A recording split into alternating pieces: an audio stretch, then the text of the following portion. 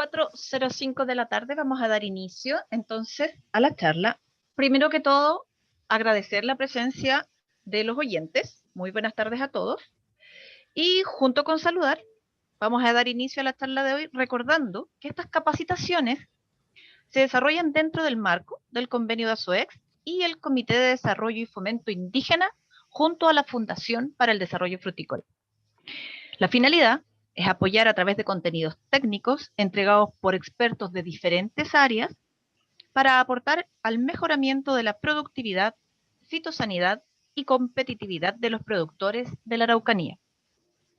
La iniciativa cuenta con el apoyo del Comité de Desarrollo y Fomento Indígena de Corfo, la Municipalidad de Lautaro, la Asociación de Municipalidades Cordilleranas, el Consejo Comunal de Loncos, las cooperativas campesinas el Toqui Limitada, Antuco Limitada y la cooperativa campesina mapuche Quechu Huenei Limitada.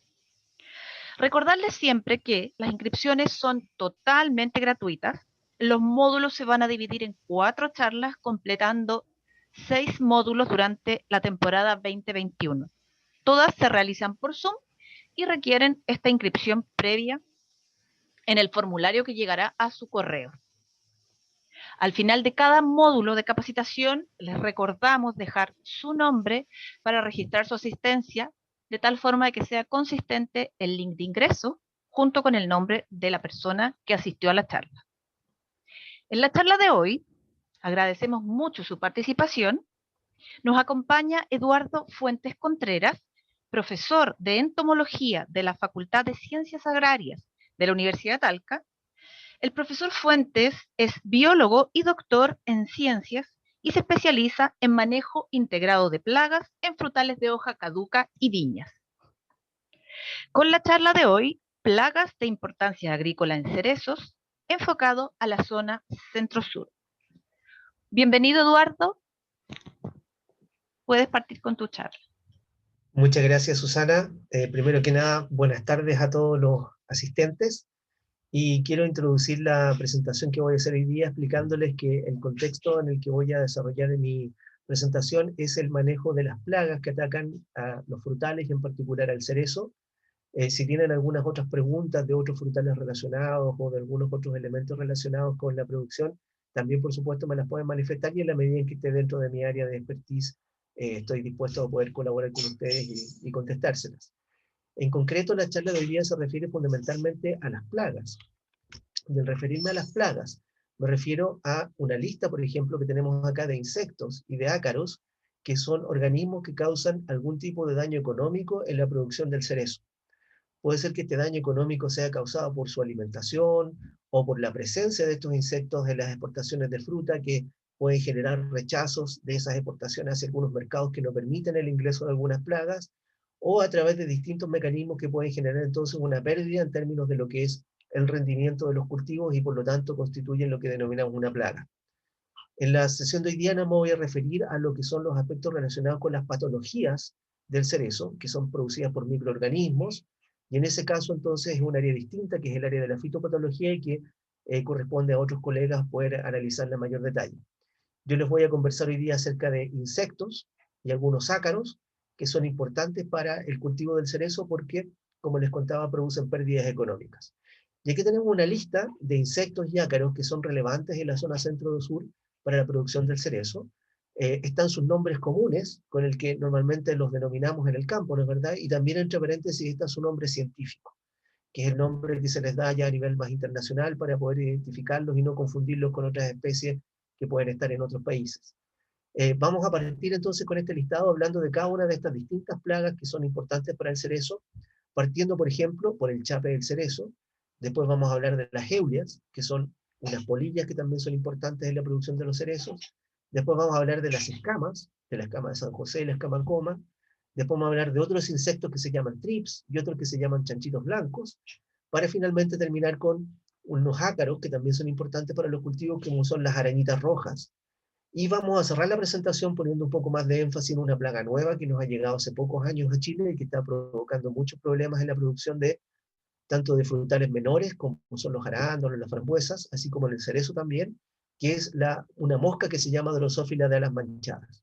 Así que eso es un poco el resumen de la presentación que vamos a ir teniendo durante esta hora, en que vamos a partir hablando de cada una de estas plagas, haciendo énfasis en cuáles son sus características, cómo poder reconocerla, cómo poder monitorearla, y un poquito también vamos a alcanzar a mencionar acerca de cuáles son los principales métodos de control.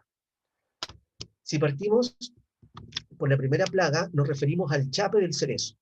Este insecto se llama Caliroa cerasi, ese es su nombre científico, y normalmente nosotros lo podemos observar en el campo, cuando estamos observando o analizando qué es lo que ocurre con una plantación de cerezos, como unas pequeñas larvitas, unos pequeños gusanitos que están presentes en las hojas del cerezo. Estas larvitas o gusanos tienen la apariencia como si fueran un chape, una babosa, un caracol, porque tienen una secreción brillante que cubre todo su cuerpo. En realidad no son un chape verdadero, no son parientes cercanos de las babosas o de los caracoles, sino que son insectos. Cuando estos insectos van a ir avanzando en su desarrollo, se van a terminar transformando en una pequeña avispa, que es la que vemos aquí, que es el estado adulto del chape del cerezo. Y lo que tenemos entonces es a estos insectos que se van a encontrar en el estado de larva, presentes en las hojas y donde van a generar el daño económico por alimentación. Estas pequeñas larvitas son muy voraces, son muy buenas para comer y se alimentan entonces de la hoja, consumiendo todo lo que es la cutícula superior y el tejido verde y dejando solamente las nervaduras de la hoja y la cutícula inferior. La van raspando y la hoja queda como transparente. Ese es el típico daño que produce entonces el chape del cerezo en este tipo de frutales y en varios otros frutales más, por supuesto. Estos chapes del cerezo presentan dos generaciones por temporada, uno en la primavera y otra en el verano. Y en esta época de otoño e invierno normalmente están invernando, están en un capullo en el suelo, pasando el periodo de mayor frío en que no hay alimento, ya no van quedando hojas en los árboles, y por lo tanto entonces están preparándose para volver a activarse en la próxima primavera. En esa época vamos a tener a los adultos del chape del cerezo, a estas avispitas pequeñas que van a empezar a volar desde mediados de octubre y van a empezar a colocar sus huevos en las hojas. Tienen un aparato especializado para poner los huevos que se llama ovipositor y de esa forma los pueden encastrar, ponerlos en una herida en el interior de la hoja y de esos huevos van a emerger las larvitas, que son estos gusanitos que se van a empezar a comer, ¿no es verdad?, las hojas de los cerezos durante la primavera, que es justamente el periodo en el cual tenemos el desarrollo de los frutos. Así que generalmente generan problemas durante todo el mes de noviembre, en que ya estamos cercanos a las cosechas de los cerezos, y por lo tanto entonces todo lo que es el control de esta plaga muchas veces no se puede realizar en esta primera generación porque no se pueden aplicar insecticidas para poder controlarla porque está muy cerca el periodo de la cosecha y quedan residuos de esos insecticidas en la fruta. Y por lo tanto entonces hay que aplicar algunas otras alternativas de control que pueden ser controladores más biológicos o alternativas de control que no generen residuos de insecticida en la fruta y dejar eventualmente para el periodo de la generación de verano el control con insecticidas de esta plaga. Vamos a pasar ahora a la siguiente plaga que quiero mencionarles, que es el caso de las eulias o enrolladoras de hojas de los frutales, que son un conjunto de especies de polillas que pertenecen a un género que se llama Proeulia. Estas son polillas nativas chilenas que viven en el bosque nativo, viven en los lugares donde no hay, digamos, donde hay vegetación natural, pero han sido capaces estas polillas de pasarse hacia los huertos de los frutales introducidos, ¿no verdad?, como son los frutales que nosotros cultivamos en esta zona, y han sido capaces entonces de alimentarse de estos frutales y producir daños económicos en ellos también. En concreto, como nosotros las podríamos observar en el huerto de cerezos, es a través también del daño que producen sus larvas. Las larvas pliegan las hojas, las doblan y generan una especie de refugio o de capullo donde se mantienen ocultas y se alimentan entonces de los frutos fundamentalmente y muerden a los frutos externamente y le provocan este típico daño que es producto de mordeduras externas, cercanos sobre todo a los frutos que están a estas hojas plegadas, que es donde se refugian las larvitas de las eulias o enrolladores de hojas. En este caso, estas larvas también son el estado inmaduro, intermedio del desarrollo de estos insectos, que van a llegar a ser polillas adultas y van a empezar a volar en el huerto, y cuando ya están en la etapa de ser polillas adultas, se pueden monitorear, por ejemplo, con la instalación de trampas. Trampas especializadas que contienen un compuesto químico atrayente, que es propio para la especie que queremos monitorear, y que nos permite entonces atraer a los adultos de esta especie, a los machos adultos, y de esa manera entonces saber si están presentes esta plaga en el huerto, evaluar cuándo es el momento en que están presentes los adultos y tomar medidas de manejo. En el caso de las polillas adultas se monitorean con trampas de feromona que se llaman Ferocom TBM, por lo menos para una especie del género de las proeúlias, que es la proeúlia auraria.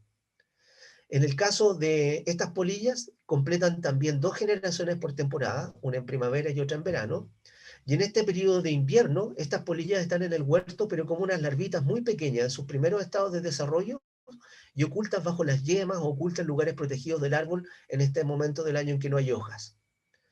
Durante la primavera vamos a tener entonces la primera generación que va a empezar a atacar los frutos, las hojas, las flores, durante los meses, ¿no es verdad?, de octubre y noviembre, fundamentalmente a nivel de frutas y hojos, y va a generar estos daños que nos va entonces a hacer perder producción para poder, digamos, exportar cerezas.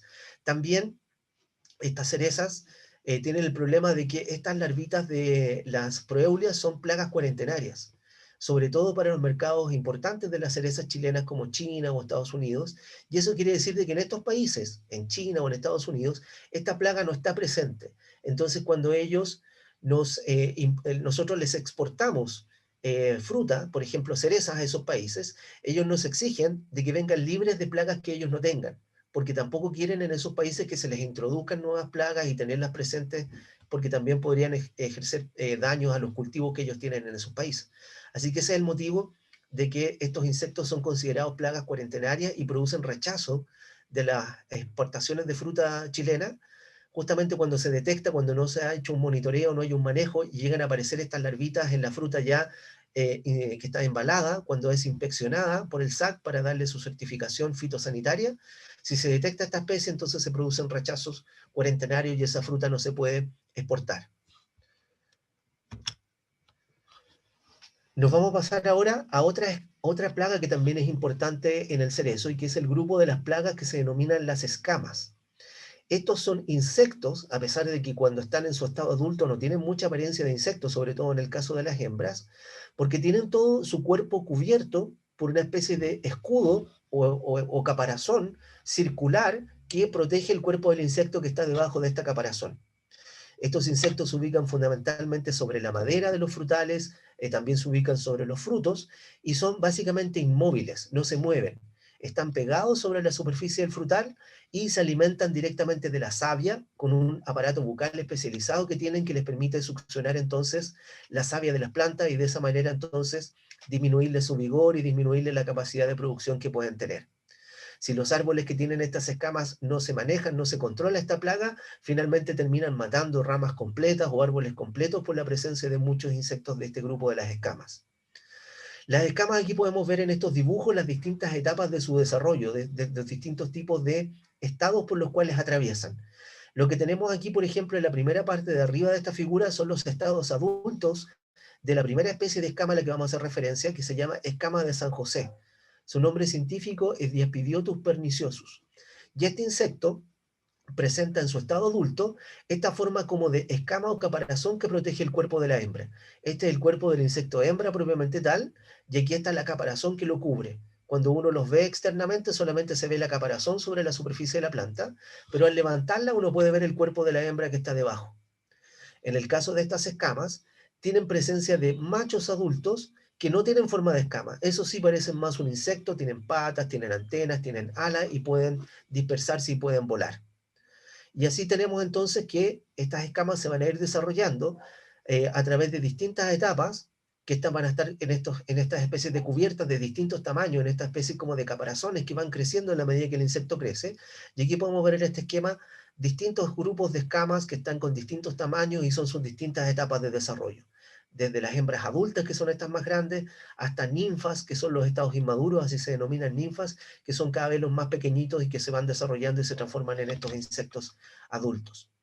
Como estados móviles de esta plaga solamente está el macho adulto y también están las ninfas recién nacidas del cuerpo de la madre, que cuando recién nacen también tienen patas, tienen antenas y pueden caminar. Son muy pequeñitas, normalmente en esa etapa las dispersa el viento porque son muy pequeñitas, muy livianas, y de esa manera entonces se van moviendo desde un árbol al árbol siguiente de la hilera y de esa manera se va aumentando la infestación en el huerto. Ese primer estadio de desarrollo de las ninfitas en que son migratorias, en que pueden caminar, se les llama crawler. Es un nombre que es una palabra en inglés y que quiere decir que es el insecto que se mueve, que es capaz de moverse y de caminar en una primera etapa de desarrollo cuando está recién nacido. En general, en Chile lo que tenemos es que se completan 3 generaciones de esta escama de San José cada temporada, y en este periodo de invierno, normalmente en que los árboles no tienen hojas, ¿no es verdad? No están con actividad en toda su parte alta de la planta, la parte aérea, sino que tenemos solamente la madera, los árboles están en receso. Entonces, estas escamas se quedan pegadas en los restos de la madera, ¿no es verdad? En los troncos, en las ramas, en un estado que se llama gorrita negra, que es una escama chiquitita de un color negro y es un estado inmaduro que se va a transformar ya en las escamas adultas desde el mes de agosto a septiembre, digamos, ya en el periodo de primavera, en que vamos a tener la reanudación de lo que es la primera generación de primavera. Y ahí vamos a tener entonces la aparición de los machos de esta escama de San José durante el mes de septiembre y el primer vuelo de esta plaga, que es el que hay que monitorear para empezar a estar atento cuando es el momento adecuado para poder controlarla. Bueno, aquí hay distintas fotografías de cómo se ven estos insectos que yo les mostraba en el dibujo de la diapositiva anterior. Aquí se puede ver una fotografía con un poco de aumento de cómo es el cuerpo de las escamas. Aquí se ve el cuerpo de una escama de San José hembra, y son redondeadas, no tienen patas, no tienen antenas, casi no parecen un insecto. Y aquí está su caparazón, que aquí se abrió, se dio vuelta, esta es la parte interna de la caparazón, y queda expuesto el cuerpo de la escama hembra. Normalmente las escamas se ven así, se ven como una especie de caparazón o concha protectora o cubierta protectora que está sobre la madera de la planta. Y aquí podemos ver que están en distintas etapas de desarrollo, desde las escamas más chiquititas hasta las escamas más grandes, y que van generando entonces una colonia que va a cubrir por completo la madera de los árboles.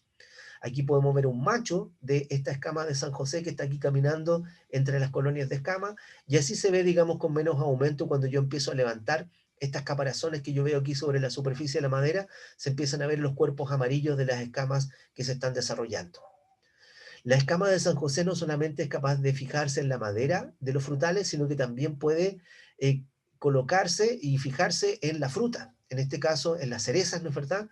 Y ahí entonces generar estos daños que son estas manchas de color rojizo que generan una deformidad en los frutos de cereza en la medida que van creciendo. Esto también es producto del ataque de las escamas justamente de esta primera generación de primavera, que pasan desde la madera, donde estuvieron pasando el invierno, ¿no es verdad?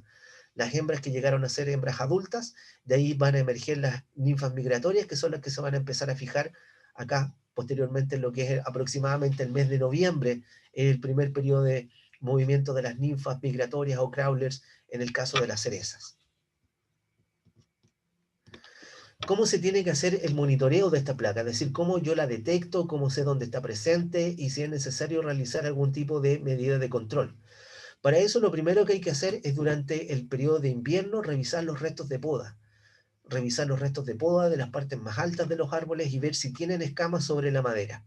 Si no tenemos presencia de escamas sobre la madera, entonces no hay problema y hay que preocuparse de realizar los siguientes monitoreos que van a hacer ya en la temporada. En la primavera, desde septiembre en adelante, se pueden instalar también trampas que tienen un compuesto químico, la feromona atrayente de esta especie, se llaman Ferocon SJS, ese es el nombre de la trampa que es adecuada para esta especie, y que nos va a permitir capturar a los machos de la escama de San José para poder saber cuándo están volando, en qué época del año, hacia mediados del mes de septiembre por lo general, y a partir de eso determinar cuándo es el inicio de las capturas de machos en estas trampas y determinar una fecha a partir de la cual hay que aplicar un modelo de fenología de la plaga que nos va a indicar cuándo es el momento más apropiado para controlarla. Ahí se hacen unos cálculos de los 10 grados, de las temperaturas que se acumulan durante la primavera, y puedo estimar a través de estos cálculos matemáticos, que son relativamente sencillos, no son muy complejos, cuándo es el momento adecuado en que tengo que controlar a la plaga, que generalmente va a ser entre principios y mediados del mes de noviembre. Cambia de acuerdo a la región, cambia de acuerdo a la temporada, porque todo este modelo depende en el fondo de la temperatura. Si es una primavera más calurosa, generalmente entonces se va a adelantar el desarrollo de las escamas y vamos a tener el periodo de migración de las ninfas migratorias hacia principios de noviembre. Si por el contrario la primavera es más fría, se va a retrasar y va a ser más hacia mediados o hacia fines de noviembre. Cuando ya tengo claro, de acuerdo a estos modelos, cuál es el periodo en que están migrando estas ninfitas migratorias, Puedo confirmarlo también, por ejemplo, poniendo una trampa para ninfitas migratorias, que es básicamente una cinta adhesiva, un scotch, de lo que se ocupan para la librería o para envolver los regalos, pero es un scotch que tiene capacidad de ser adhesivo por los dos lados, es doblemente adhesivo, pega por ambas caras. Y ese, si lo coloco entonces en las ramas de los árboles, me va a permitir que cualquier insecto que pase caminando por encima de esa rama quede pegado. Y yo después con una lupita de mano lo puedo mirar y confirmar entonces cuándo es que está ocurriendo el periodo de migración de las ninfitas de la escama de San José. También es importante detectar si tengo daño de frutos en la cosecha, y eso me va a ir delimitando las zonas en las cuales tengo que preocuparme de realizar manejos para esta plaga.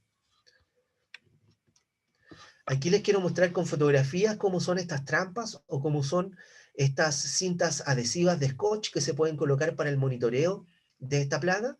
Esta especie como de tarjeta que ustedes ven acá que está colgando en este árbol y que tiene aquí una capsulita de color rojo, que es básicamente una capsulita de goma, es la trampa que permite capturar a los machos de la escama de San José. Esa cápsula de goma contiene la feromona atrayente, la feromona sexual de esta plaga, y a esta trampa van a ser atraídos los machos de la escama de San José, que van a llegar acá volando, y esta trampa tiene en toda su superficie un pegamento, y ese pegamento va a hacer que los machos que lleguen volando queden pegados, y yo después con ayuda de una lupa voy a poder mirar esta trampa y voy a observar más o menos lo que se ve aquí cuando lo veo en el aumento. Voy a observar la presencia de estos insectos que van quedando pegados aquí en la trampa y que corresponden a los machos de la escama de San José que son atraídos a esa trampa. Como esta trampa tiene un compuesto que es específico para atraer esta plaga, la gran mayoría de los insectos que yo encuentre pegados aquí van a ser machos de la escama de San José, y alguno que otro mosquito que puede caer siempre por azar porque pasó volando simplemente por ahí y cayó en la trampa. Pero la gran mayoría de los insectos que quedan pegados son de esta especie. Y aquí les muestro una fotografía de cómo se ven estas cintas de doble faz adhesiva, que son las que sirven para monitorear a los estados de ninfas migratorias, que son los que van caminando aquí por la superficie de la madera de las plantas infestadas. Y aquí ustedes pueden ver cómo en esta rama se ve una serie de puntitos, que son escamas que están aquí pegados a la superficie, se ve como rugoso, eso porque hay muchas escamas. Y ahí entonces, en esos lugares donde hay colonias de escamas, si yo coloco esta cinta adhesiva, voy a empezar a ver cómo quedan pegados entonces las ninfitas migratorias, y ese es el momento en el cual, cuando ocurre ese fenómeno, ese evento de que queden pegadas las ninfitas migratorias, es el momento más adecuado para controlarlas. Así que a través de estas estimaciones de la temperatura, el uso de las trampas de feromona, nos sirven para saber cuándo es el periodo más adecuado para controlar a esta plaga. La escama de San José no es la única especie de escama que está presente en los cerezos. También hay otra especie de escama que se llama escama coma. El nombre científico es distinto, se llama Lepidosaphes ulmi. Y a diferencia de la escama de San José, esta escama en vez de ser redondeada, es alargada. Tiene forma como de una coma, de ahí viene su nombre. En el caso de esta escama, tiene 2 generaciones por temporada, inverna como hembra en la madera, y el periodo de migración de sus ninfitas migratorias es diferente al de la escama de San José, es un poco antes, es en el periodo de octubre más que en noviembre. En el caso de la escama morada o escama coma, también es una plaga de importancia cuarentenaria y produce muchos rechazos cuarentenarios de las exportaciones de cerezas hacia Corea y hacia China. Aquí no hay trampas de feromona para poder monitorearlas, ni tampoco modelos para estimar cuál es su periodo de vuelo, así que lo que hay que hacer es estar revisando la madera de los árboles para detectar la presencia, o los frutos para detectar la presencia entonces de estas escamas, y así entonces estar atento para poder aplicar algún tipo de medida de manejo. Otros insectos de los que les quiero hablar que también son plagas importantes en el cerezo son los thrips. Estos son unos insectos bastante pequeños, miden apenas unos poquitos milímetros. Las especies más grandes miden 3 milímetros, así que imagínense, son muy chiquititas y difíciles de ver a simple vista. Estos insectos son de un cuerpo alargado, de una coloración que puede ser amarilla o más bien pardo oscura, y que tienen algunas características que los hacen bastante especiales, como por ejemplo que tienen un tipo de aparato bucal, que es con el cual se alimentan, las piezas con las cuales se alimentan, que les permite raspar y picar la superficie de la planta. Y asociado a ese tipo de aparato bucal con el que raspan y pican la superficie de la planta, es el tipo de daño que producen en los cultivos.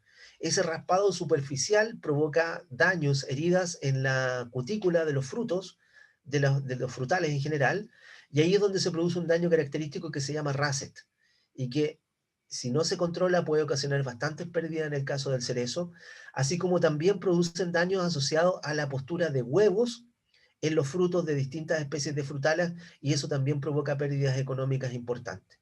Entonces, estos trips pueden causar daños al alimentarse y daños al colocar sus huevos en los cerezos. Y otra característica que tienen estos insectos es que tienen dos pares de alas que tienen forma como de una pluma. De ahí viene el nombre de que tienen alas plumosas. Así que ese es un grupo de insectos que es muy importante conocerlo en el campo. Ojalá ustedes aprendan a reconocerlo, porque hay que tener atención de que cuando aparecen pueden causar muchas pérdidas también en la producción de cerezos. Bueno, aquí les muestro unas diapositivas de cómo se ven estos trips en la realidad cuando uno los observa bajo el microscopio en el laboratorio.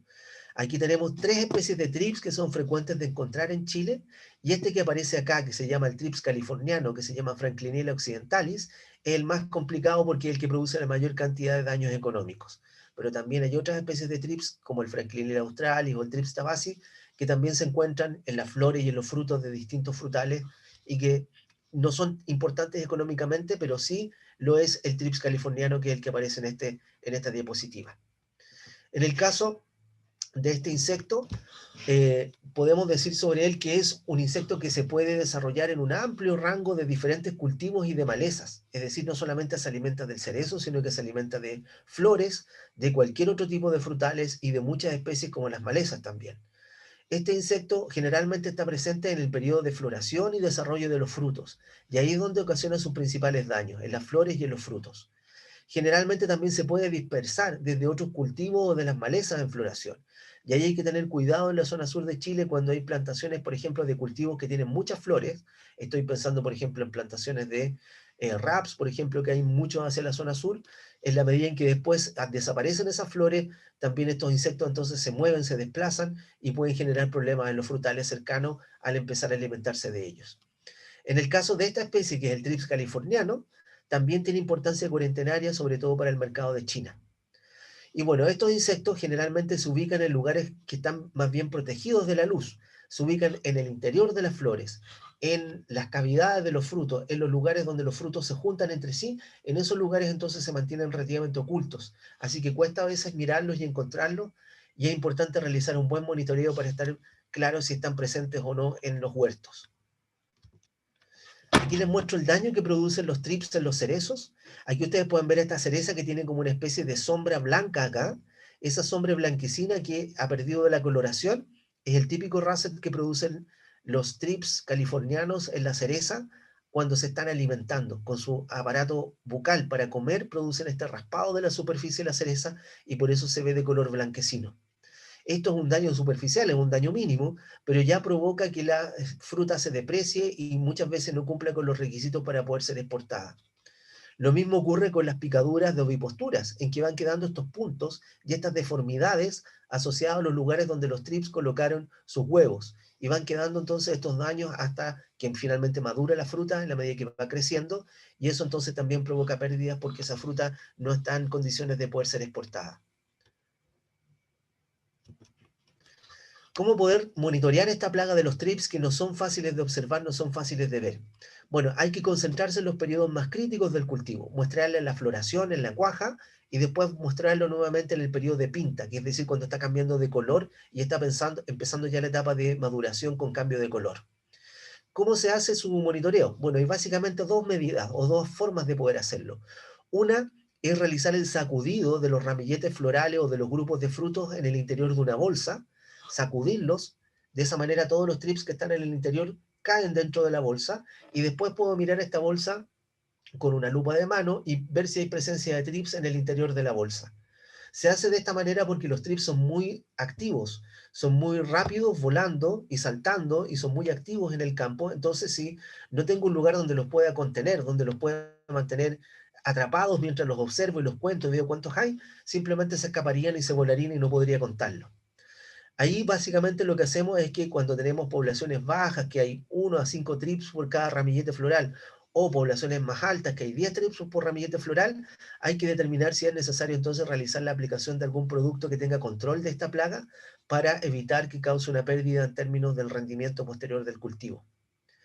También los trips se pueden monitorear en forma un poco más sencilla utilizando unas trampas también. Pero en este caso no se trata de trampas que sean atrayentes porque tengan alguna feromona, compuesto químico, sino que son trampas que son atrayentes porque tienen un color que les gusta mucho a los trips. A los trips les encanta el color azul, y por eso entonces se colocan estas trampas pegajosas, adhesivas, que tienen un pegamento por fuera, que son atractivas para los trips van quedando pegados en su superficie, y ahí puedo ir a contarlos entonces con mayor facilidad. Estas trampas azules también pueden ser amarillas, los trips también les gusta el color amarillo, pero el problema que tienen las trampas amarillas es que también atraen a muchos otros insectos. En cambio, en el caso del color azul, son preferidas fundamentalmente por los trips y no por otros tipos de insectos que están en el campo. Bien, vamos a pasar ahora a otra plaga importante del cerezo, que son los chanchitos blancos. Estos también son unos insectos bastante extraños, son pequeños, que miden 3-4 milímetros y que tienen una apariencia de un color blanco, porque tienen su cuerpo cubierto con una especie de polvillo ceroso que les da este color blanco. A diferencia de las escamas, los chanchitos blancos sí son móviles, pueden caminar durante todo su estado de desarrollo porque nunca pierden las patas y tampoco tienen ningún tipo de escudo que los proteja encima. En general, los chanchitos blancos están presentes también en muchos cultivos, en las malezas, donde se alimentan básicamente de la savia de las plantas, al igual que las escamas y de las otras plagas que hemos estado viendo previamente.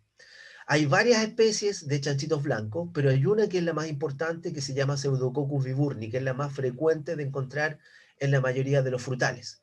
Y también es una plaga importante no porque cause mucho daño a los frutales. La verdad es que las densidades, las cantidades de chanchitos blancos que hay en los campos no son muy altas y generalmente no provocan pérdidas en términos de disminuir el rendimiento, pero sí provocan pérdidas porque son plagas de importancia cuarentenaria. Es decir, que si aparecen en la fruta al momento de la inspección fitosanitaria, esa fruta se rechaza y no se puede exportar y queda en los mercados internos. Los chanchitos blancos en general se mantienen ocultos, se esconden, están en lugares protegidos, en lugares sombríos, por eso se dice que tienen hábitos crípticos que hacen que sea difícil verlos. Y tienen además esta cubierta cerosa, blanca, hidrofóbica, que los defiende de todo lo que son las condiciones medioambientales e incluso de las aplicaciones de insecticidas de contacto muchas veces. Así que por eso son plagas que en general son difíciles de manejar. Por último, los chanchitos blancos también tienen asociación con hormigas. Los chanchitos blancos producen una secreción azucarada que les gusta a las hormigas se van a alimentar de esta secreción que producen los chanchitos, y a cambio de este alimento que le entregan los chanchitos, las hormigas los defienden de la acción de otros insectos que se alimentan de ellos, que son depredadores o parasitoides de los chanchitos que los van a atacar y se alimentarían de ellos. Las hormigas los defienden como si fueran una especie de ganado doméstico que tienen como para poder alimentarse de la producción de este líquido azucarado que producen estos insectos. En relación a lo que es el chanchito blanco de la vid, que es la especie más común de encontrar, en esta época de invierno normalmente está invernando como masas de huevos. Están formando estas masas de huevos cubiertas por esta secreción como una especie de algodón ceroso que los protege.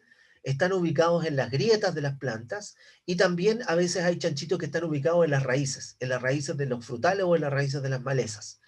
Desde la primavera en adelante empiezan a salir los chanchitos blancos desde estos huevos o desde los lugares donde estuvieron pasando el invierno y se van a ubicar en sectores protegidos de poca luminosidad que están, por ejemplo, en las cavidades de los frutos. Y de esa manera entonces van a producir los problemas de rechazo cuarentenario, porque muchas veces no nos damos cuenta hasta que la fruta ya está cosechada, ya está embalada, y ahí nos damos cuenta que en la cavidad donde está el pedicelo de la fruta, donde está el pedúnculo de la fruta, mejor dicho, ahí entonces se ubican estos chanchitos blancos y nos pueden generar problemas de rechazos cuarentenarios. ¿Cómo poder muestrear los chanchitos blancos? Bueno, para esto también tenemos solamente la posibilidad de usar trampas de cartón corrugado, que básicamente es un cartón que se enrolla en el tronco de los árboles y que les ofrece un refugio a los chanchitos. Como a los chanchitos les gusta estar en lugares oscuros, en lugares protegidos, se meten dentro de este cartón y cuando yo voy a abrirlo después de una semana, después de unos días que ya lo he puesto en el campo, voy a ver si es que hay presencia de chanchitos blancos en el interior de la trampa. Y de esa manera entonces estar atento para saber cuándo es el momento en que están los chanchitos blancos activos y ver si que también es necesario controlarlos en ese huerto dependiendo de cuántas plantas estén infectadas. Para ir ya casi terminando con las plagas de insectos, nos vamos a hablar ahora acerca de una plaga de ácaros. Los ácaros son parientes de los insectos, son mucho más pequeñitos. Estamos hablando de pequeños ácaros que miden menos de 1 milímetro y que uno solamente los puede detectar porque por fortuna tienen un color rojo muy intenso. Y uno generalmente lo que hace es inspeccionar las hojas de los árboles, que es donde normalmente están presentes estos ácaros, y ahí uno empieza a observar que hay presencia de puntos rojos. Y al mirarlos bajo la lupa, uno ve que esos puntos se van moviendo, y ahí uno entonces se da cuenta que tiene presencia de estos ácaros, que son la arañita roja europea, en los frutales en general de hoja caduca. Estos ácaros se alimentan de las hojas, van a producir que las hojas empiecen a broncear, que aparezcan como una apariencia como que están quemadas por el sol, y finalmente las hojas se terminan cayendo y pueden generar defoliación de los árboles y pérdida de hojas en forma prematura, y de esa manera entonces causar pérdidas en el rendimiento de los frutales. Son ácaros muy pequeñitos, así que completan muchas generaciones por temporada. 6 a 7 generaciones pueden pasar de esta plaga sucesivamente durante un periodo de primavera y verano. Y en este periodo de invierno normalmente los tenemos en estado de huevo. Están ubicados en la superficie de la madera de las plantas, sobre todo en las zonas de los dardos y en las zonas de las ramas de los frutales.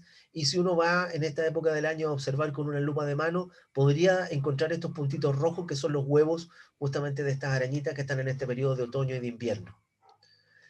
Nuevamente, cuando empieza la primavera, se empiezan a activar estos estados móviles y comienzan a estar presentes desde septiembre hasta fines del verano, por ahí por el mes de marzo, en el follaje de las plantas. En este periodo de marzo-abril es cuando nuevamente los ácaros pasan a la madera, colocan sus huevos y son los huevos los que van a finalmente estar vivos y sobrevivir durante el periodo invernal.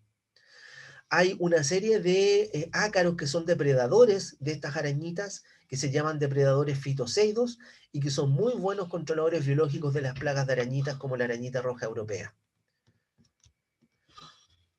Aquí les muestro unas fotografías de cómo se ven estas arañitas. Aquí está su ciclo de vida. Aquí tenemos a las arañitas machos y hembras que colocan los huevos. De esos huevos van a pasar por distintas etapas de larvas, de protoninfas, de neutoninfas, hasta transformarse nuevamente en arañitas adultas. Y así se ven estos organismos, estos ácaros, cuando uno los ve bajo el microscopio, y ahí ustedes pueden ver estos huevitos redondos de color rojizo, son los huevos, justamente lo que aparece acá en el esquema de la arañita roja europea, y aquí se puede ver una hembra adulta de la arañita roja europea, que sería el equivalente a lo que tenemos acá, que está caminando también sobre la superficie de esta hoja. ¿Cómo realizar el monitoreo de estas arañitas? Básicamente se hacen 2 periodos del año. Hay que monitorear esta plaga a salidas del invierno. Para eso hay que ir a mirar las ramillas de los árboles y seleccionar aproximadamente unas 100 ramillas por cada cuartel del huerto. Y si tengo más de un 5% de las ramillas, es decir, más de 5 ramillas que tenían presencia de huevos, entonces se recomienda aplicar algún tratamiento de salidas de invierno, como puede ser, por ejemplo, la aplicación de aceite. Eso es bastante efectivo para el control de estos huevos a salidas de invierno y tiene también muy buen efecto para el control de las escamas, que también están pasando el invierno sobre la superficie de la madera en distintas etapas de desarrollo. Después, cuando ya estamos en primavera, lo que hay que hacer es que hay que mostrar las hojas de las plantas, porque las arañitas se van a desplazar desde los huevos que estaban en la madera, se van a ir las arañitas a alimentarse de las hojas, que es el tejido fresco verde del cual ellas tienen que buscar su nutrición.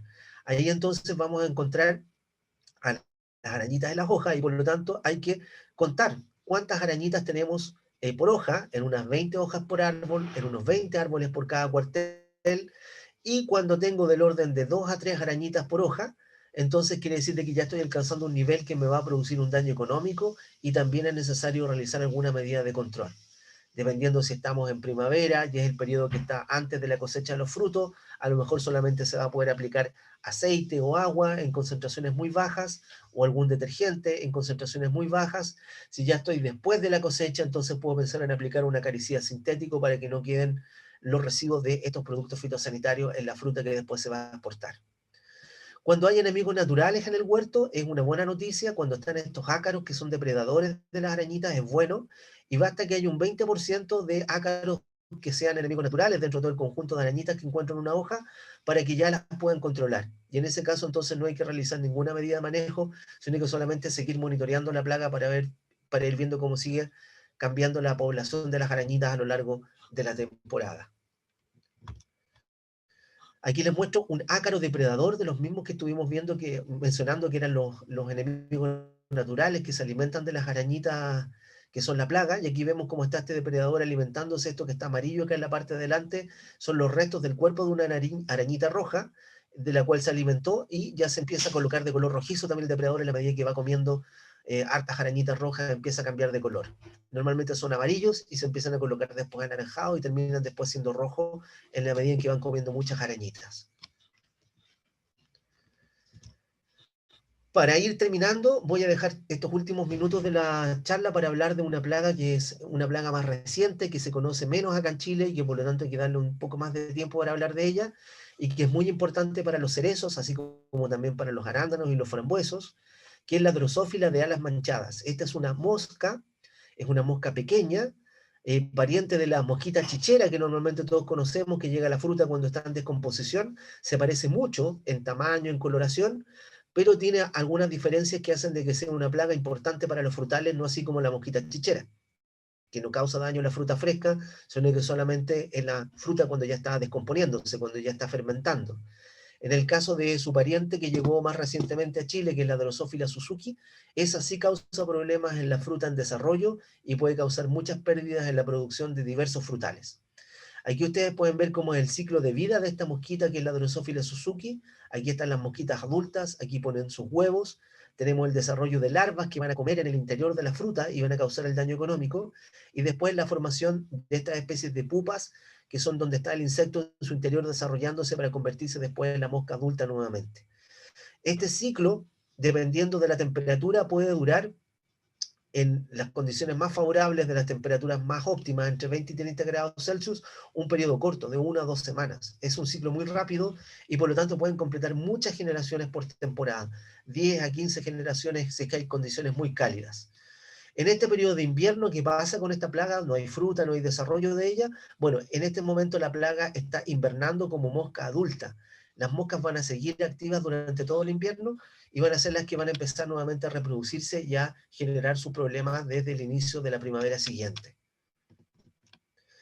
Así se ven estas moscas cuando uno las observa al microscopio con mayor detalle. Son mosquitas pequeñas que miden 2 o 3 milímetros de largo, tienen un color amarillo, un color café claro, con ojos rojizos, y tienen la gracia de que los machos tienen esta especie de mancha negra en las alas, que no la tienen las hembras, pero que en su lugar las hembras tienen una característica, y es que tienen en el abdomen una estructura que se llama ovipositor y que les permite colocar sus huevos en el interior de la fruta.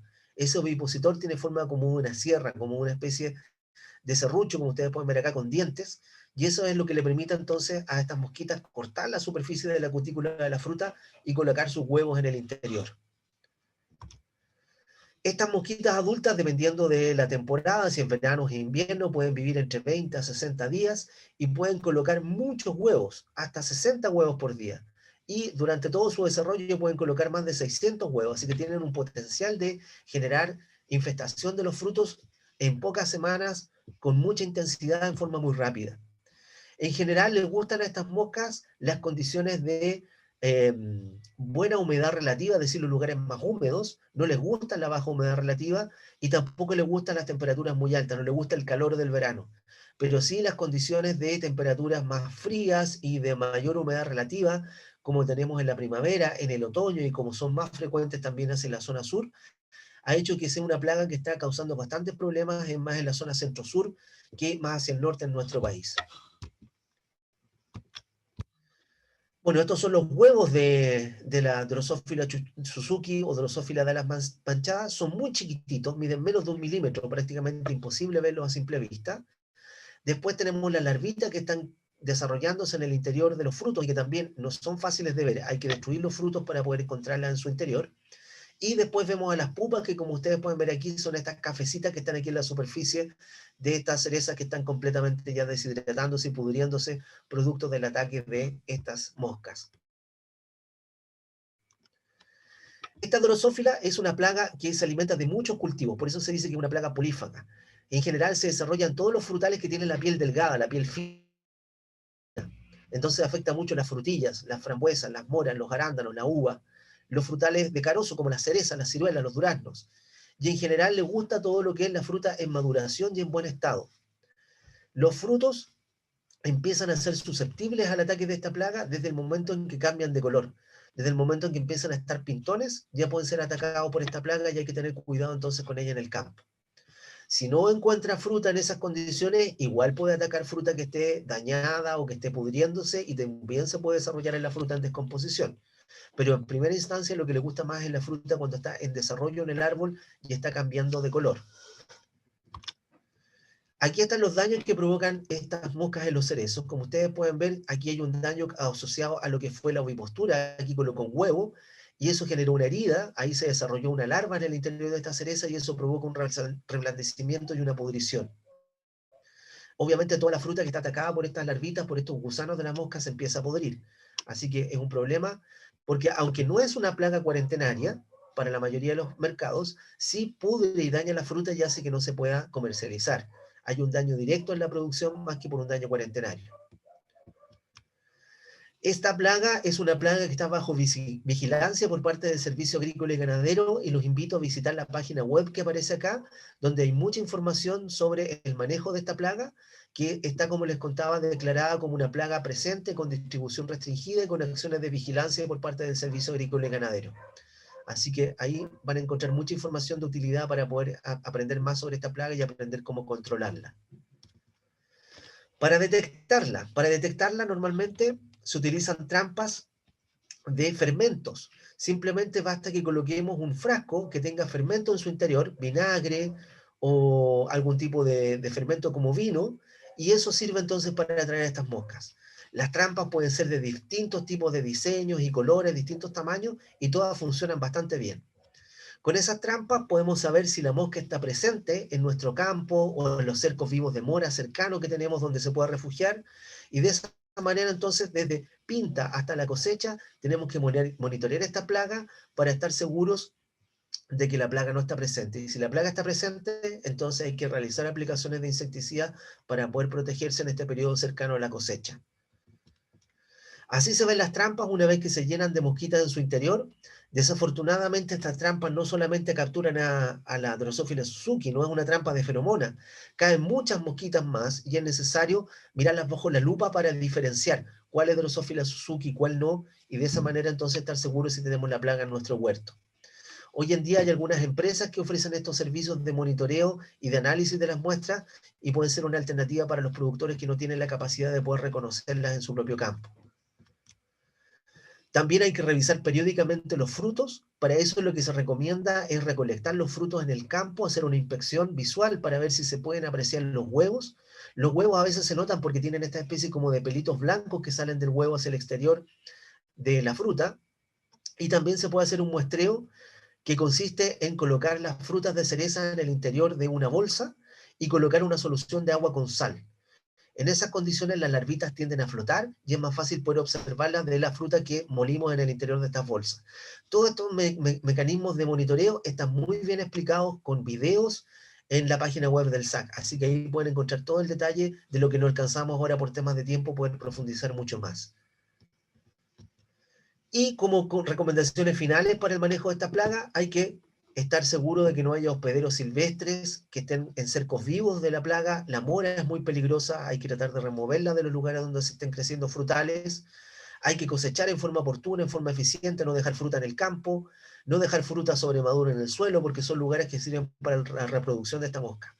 Todo lo que sean los riegos tecnificados que no aumentan la humedad relativa, todo lo que es la utilización de mulch para el control de las malezas, todo ese tipo de medidas son muy útiles también para el control de esta mosca en forma complementaria a las otras que ya hemos mencionado. Y por último, si es que está presente la mosca y le detectamos con los monitoreos, hay que aplicar insecticidas regularmente desde la pinta hasta la cosecha, y los insecticidas a aplicar son los que están autorizados en la página web del SAC, y ahí hay un conjunto de insecticidas piretroides, fosforados, pinocina, que están autorizados para esta plaga. Eso sí, hay que tener cuidado con los residuos que pueden quedar en la fruta, los periodos de reingreso y las carencias que tienen para cada mercado. Así que eso es básicamente lo que quería contarles acerca de la Drosophila Suzuki.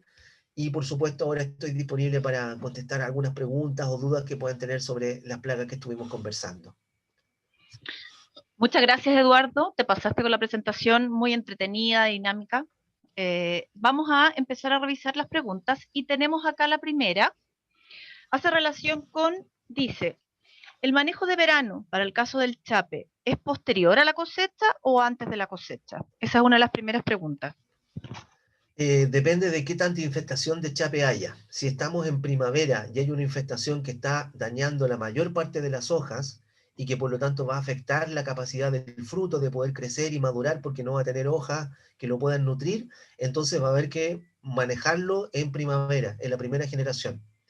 Lo que sí hay que ver si es que el periodo que hay entre el momento de aplicar un insecticida y la fecha de cosecha nos permite, de acuerdo al mercado de destino y las carencias, poder aplicar un insecticida.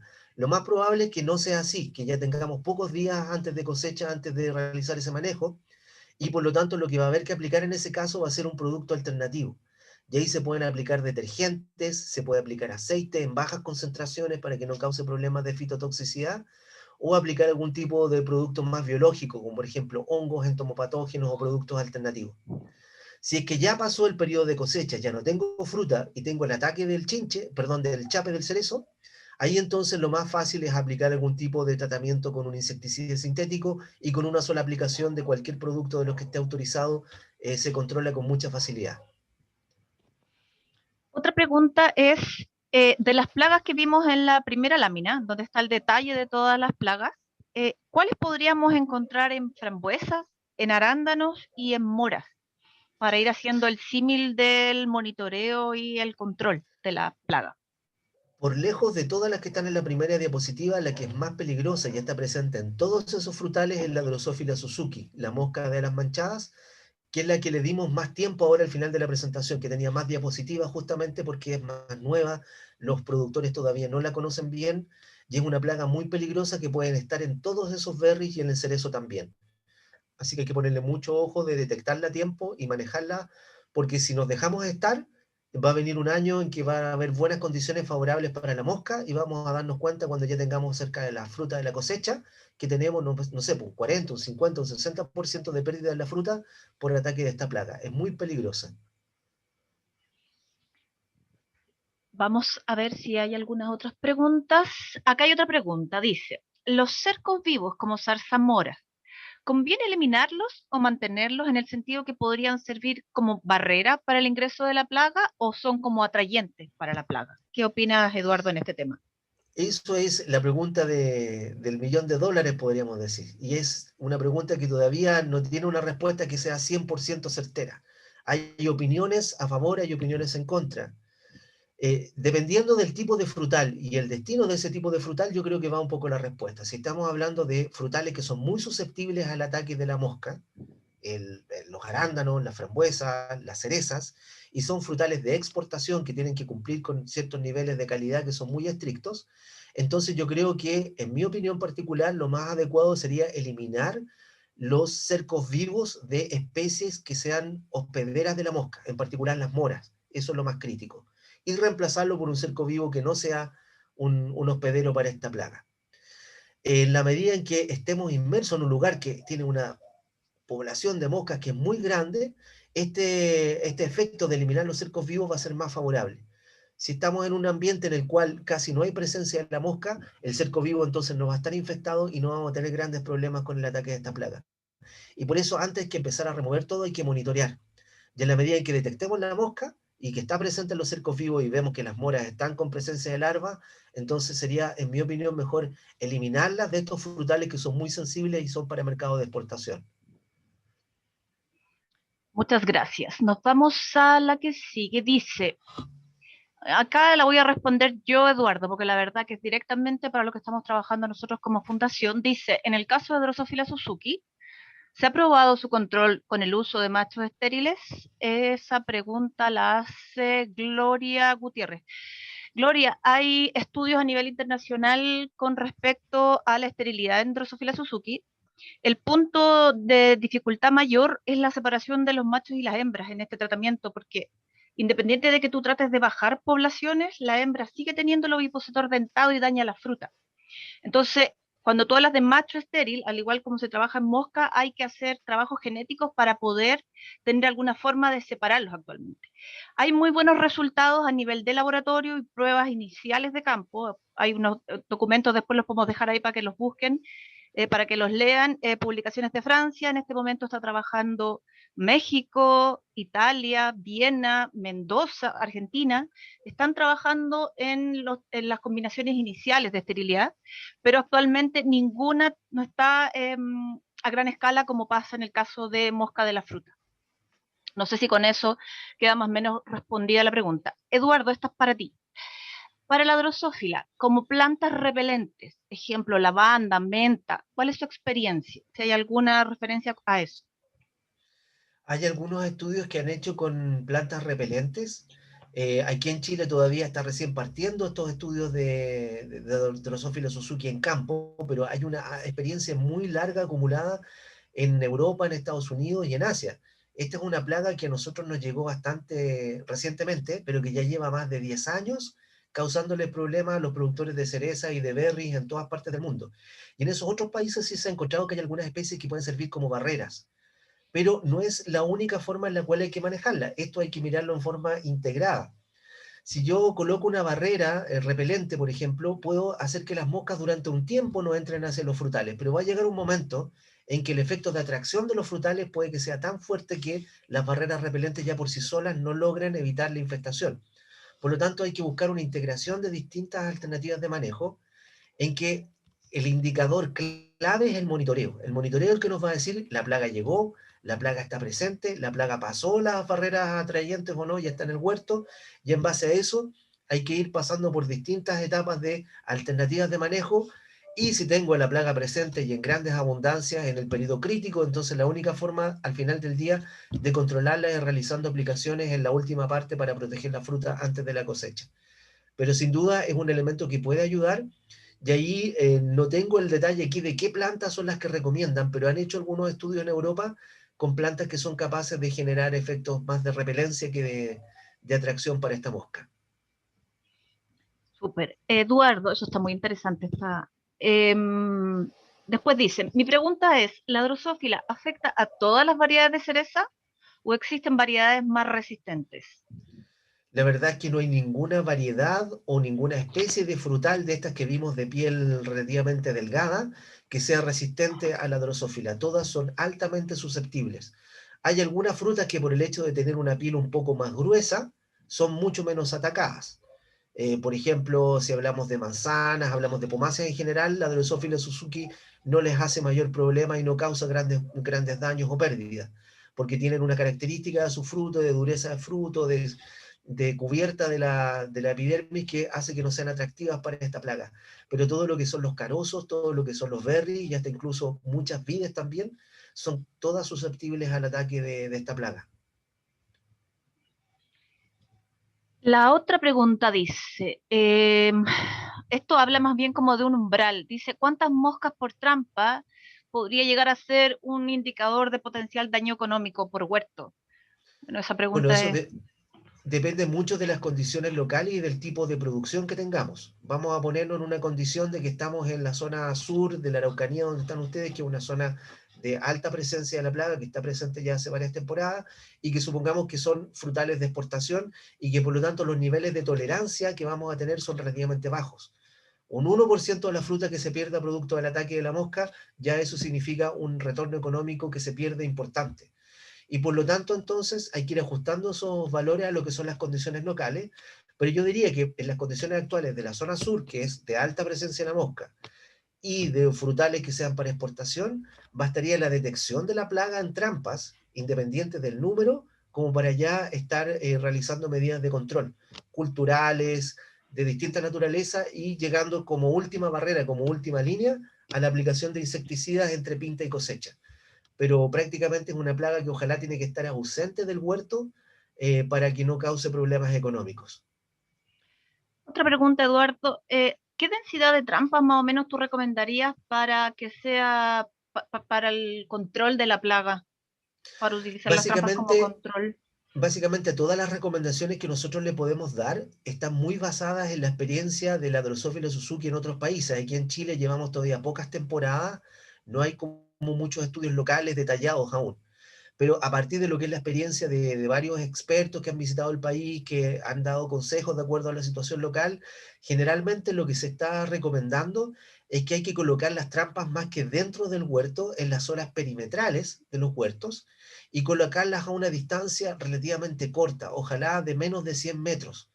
Cada 50 metros, idealmente, instalar estas trampas de detección con fermentos y ahí empezar a detectar la presencia de la mosca, partir por los bordes, y cuando ya la encuentro en los bordes, bueno, ahí voy a colocar un poco más de trampas en el huerto para ver cuándo van a entrar al huerto, y así las voy movilizando. Pero es importante que la densidad de trampas no sea muy baja, o sea, no es una trampa de feromona que yo puedo colocar una por cada 3 o 4 hectáreas, eso no me sirve para estas trampas de fermento, son trampas que son atrayentes en un radio de pocos metros, entonces cada 50, cada 100 metros tienen que estar, haber una trampa para que pueda detectar a las moscas que estén en ese sector. Y vamos a ver si queda alguna otra pregunta. Estamos por el momento. De todas formas, les quiero recordar que queda la instancia entre esta charla y la próxima semana que puedan enviar sus preguntas. Ojalá también tienen la posibilidad de dejarlas por escrito acá y las respuestas después las vamos a dejar en el momento de la publicación.